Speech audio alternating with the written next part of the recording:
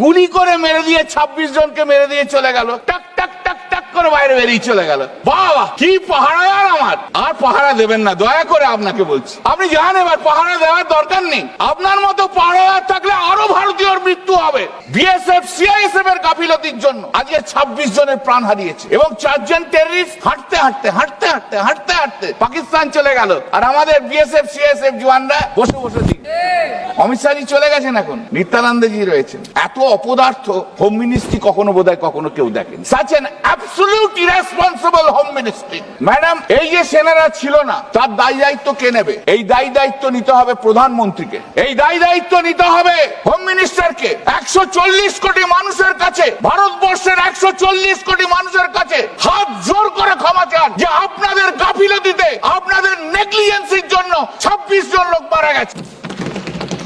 একটা টেররিস্ট ধরতে পারেন না আপনারা? বলে 100 টেররিস্ট মেরেছে। আরে 100 টেররিস্টের মধ্যে 4টে টেররিস্ট কোথায় গেল? তার নাম বলুন না। বক্তৃতা শুধু দিয়েই গেলে হবে? এই 26 দিনে আমাদের ইন্টেলিজেন্স ডিপার্টমেন্ট কি করছিল? What they are doing, what Ajit Doval was doing. ওনাকে মোটামুটি জেমস বন্ড করে দিয়েছেন, ব্র্যান্ড করে দিয়েছেন, ব্র্যান্ডেড। তা কি করছিল ইন্টেলিজেন্স ডিপার্টমেন্ট? ব্যর্থ।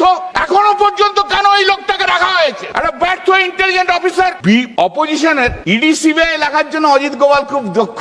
আর পাকিস্তান থেকে এসে এখন গুলি করে মেরে দিয়ে যায়, তখন অজিত ডোভাল একদম স্তব্ধ। এই তো আমাদের ইন্টেলিজেন্স ডিপার্টমেন্ট। আপনি মাননীয় প্রধানমন্ত্রী, আপনি হাউসে বলেছিলেন 2014 সাল থেকে শুনে আসছি যে আপনি পাহারাদার, ভারতবর্ষের পাহারাদার। আপনি এমনই একটি পাহারাদার যে 4 জন টেররিস্ট ঢুকলো, গুলি করে মেরে দিয়ে 26 জনকে মেরে দিয়ে চলে গেল, টাক টাক টাক টাক করে বাইরে বেরিয়ে চলে গেল। বাবা কি পাহারাদার আমার! আর পাহারা দেবেন না, দয়া করে আপনাকে বলছি। আপনি জানেন এবার পাহারা দেওয়ার দরকার নেই। আপনার মতো পাহারাদার থাকলে আরো ভারতীয়র মৃত্যু হবে।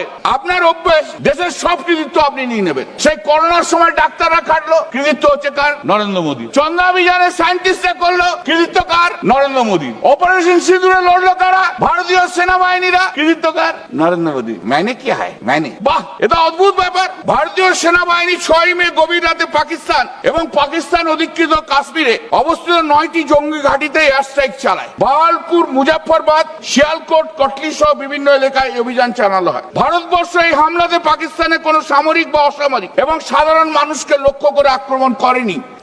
I accept that the statement which has been made by our honorable defense minister, I take it on its face value, করেনি এবং কোন মানুষকে লক্ষ্য করেনি। আক্রমণে সাধারণ মানুষকে মৃত্যুর খবর পাকিস্তান জানায়নি। আমাদের অনেক শুভেচ্ছা আর সম্মান ভারতীয় সেনাবাহিনীর জন্য রইল।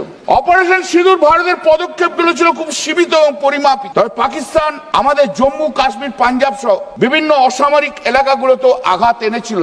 সেই আঘাত কিন্তু মানুষ দেখেছে। ঘটনাচক্রে কিছুদিন পরে আমি জম্মুতে গিয়েছিলাম। জম্মু থেকে 100-150 কিলোমিটার দূরে মানুষ তখনও সন্ত্রাসের মধ্যে রয়েছে। এত আঘাত হয়েছে, এটা অস্বীকার করা যায় না। যেগুলো সত্য সেগুলো স্বীকার করুন। এমনকি পাকিস্তান দাবি করে যে সামরিক অচলাবস্থার সময় 6টি ভারতীয় বিমান বাহিনী যুদ্ধ বিমানকে গুলি করে তারা নামিয়েছে। আমি এই কথা সত্যতার কোনো প্রমাণ এখনো পর্যন্ত পাইনি। Let me be very clear.